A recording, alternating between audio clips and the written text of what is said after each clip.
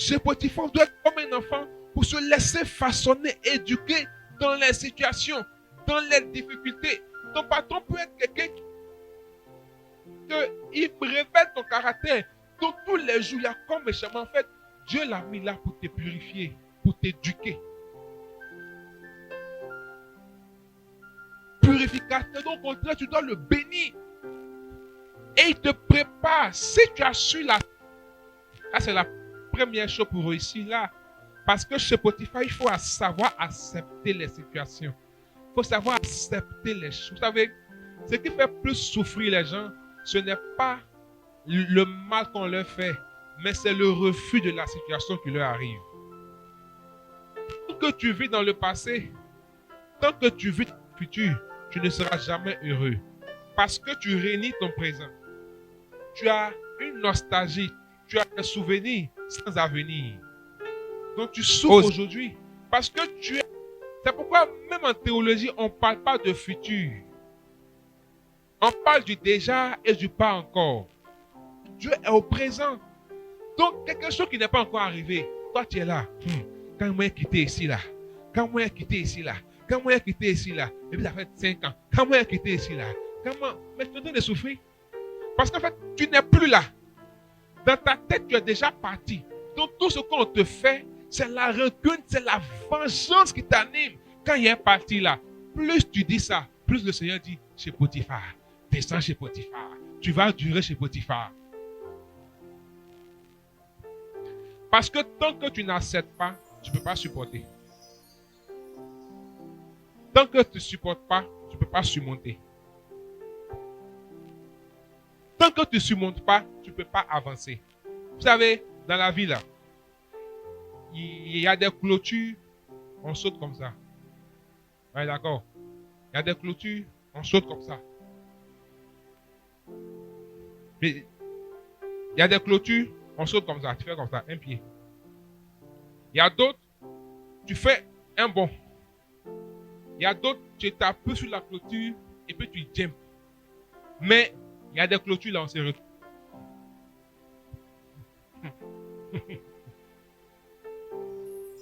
Ouais, d'accord. On ne peut pas. C'est trop. Donc, quand si tu es arrivé, à force de lutter, tu es arrivé là que ça te dépasse. Tu es envahi, tu es saoulé. C'est pas grave. Reviens à zéro. Il faut te retourner. C'est ce qui est le problème de beaucoup. Même quand ils font des choix où il y a certains obstacles, où ils pensent qu'ils ont mal fait, ça allait. Tu es là. Tu es rien comme ça. Tu es sur d'autres besoins chez échelle. Oh, il fallait que tu te retournes. Donc, il faut pouvoir accepter, pour pouvoir porter, afin de surmonter et d'avancer. Tu dois avancer. Joseph a avancé. Même dans la prison, son 3e P. Joseph, la Bible dit, Joseph causait avec tous les prisonniers. Jusqu'à il est devenu leur chef. Il s'entretenait avec eux. Ce n'était pas le gars, hey, mes parents, on m'a vendu. Voilà aujourd'hui, mon petit travail de boy là, la femme du gars l'a menti sur moi.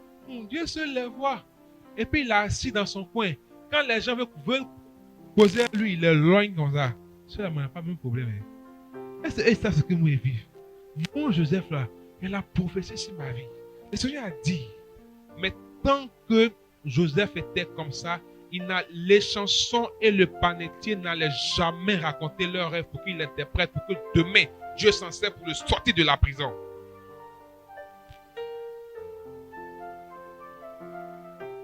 Ce qui est plus dur, c'est d'avoir de l'amour dans son cœur pour ceux qui n'ont pas de l'amour pour nous dans leur cœur. Avoir de l'amour dans son cœur pour ceux qui n'ont pas de l'amour dans leur cœur pour nous. Il faut avancer parce que la prophétie pour se réaliser a besoin d'un environnement. La prophétie a besoin d'un environnement pour se réaliser. Et la clé, l'élément déclencheur se trouve chez Potiphar. Où tu penses qu'on te maltraite, on te prépare, on t'apprend, on t'aiguise, on te peaufine pour que tu sois meilleur. Et je termine par Genèse 45, verset 8. Verset 3 à 8.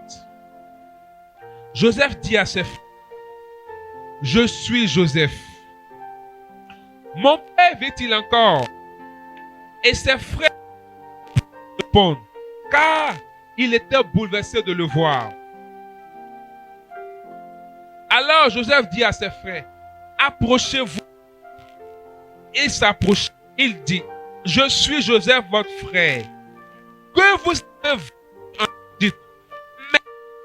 Mais maintenant, ne soyez pas chagrins et ne vous fâchez pas de m'avoir vendu ici, car c'est pour préserver vos vies que Dieu m'a envoyé en avant de vous. Voici en effet 2 ans que la famine est installée dans le pays et il aura encore 5 années sans labour ni mois. Dieu m'a envoyé en avant de vous pour assurer la permanence de votre race. Pour assurer la permanence de votre race dans le pays et sauver vos vies pour une grande délivrance. Ainsi, ce n'est pas vous qui m'avez envoyé ici, c'est Dieu.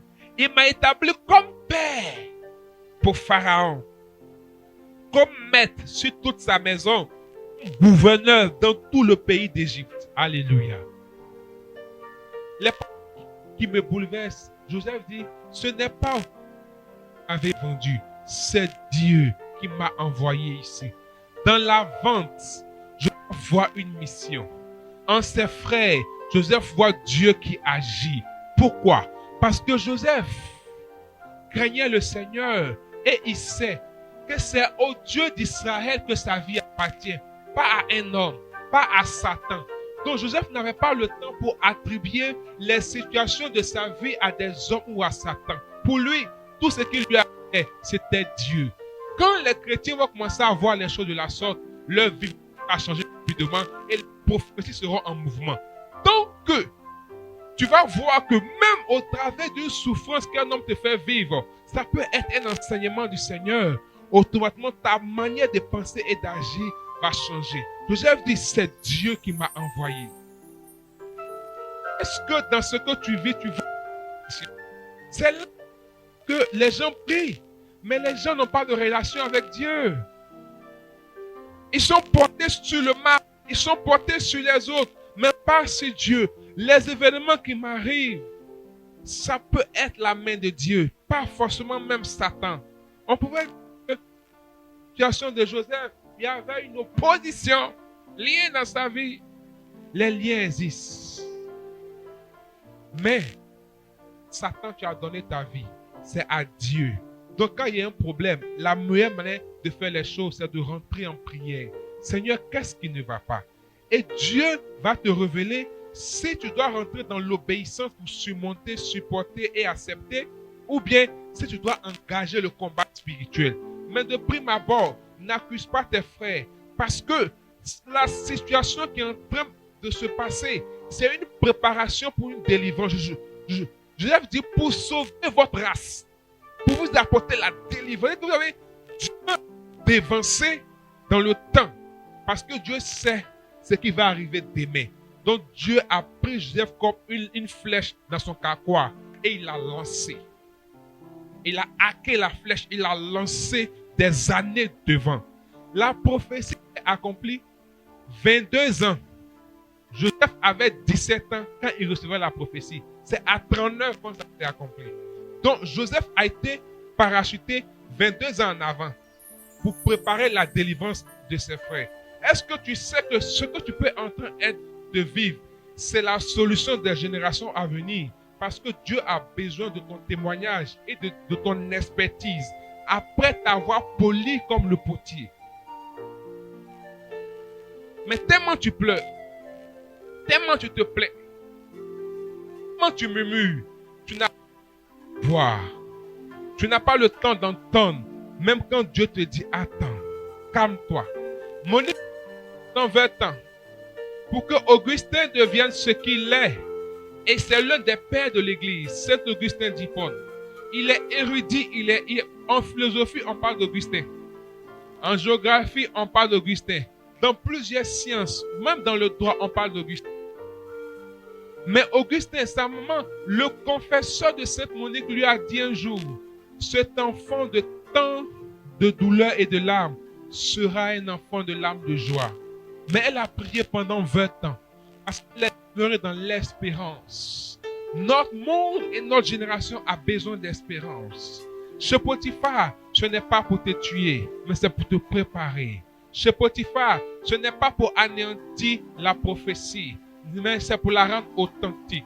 Car quand tu vois ces choses dans ta vie, c'est que la prophétie est en mouvement. Parce qu'elle commence toujours par son contraire.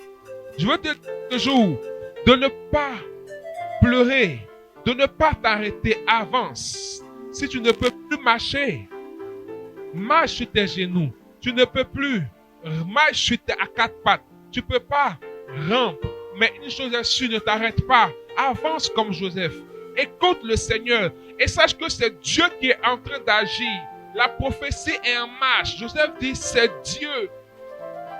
Il dit, ne soyez pas chagrins, c'est Dieu. Vois dans toutes les personnes qui pensent qu'ils sont en train de te faire mal, qu'ils sont en train de te préparer pour le grand jour, de te préparer pour ton temps de révélation, de te préparer pour le temps où la prophétie que tu es sera révélée. Car Romains 8,19 dit, le monde attend avec un ardent désir la révélation des fils de Dieu. Donc sache que ces personnes ou ces situations viennent te préparer pour la révélation de la prophétie que tu seras dans le nom de Jésus-Christ de Nazareth. Que Dieu te bénisse.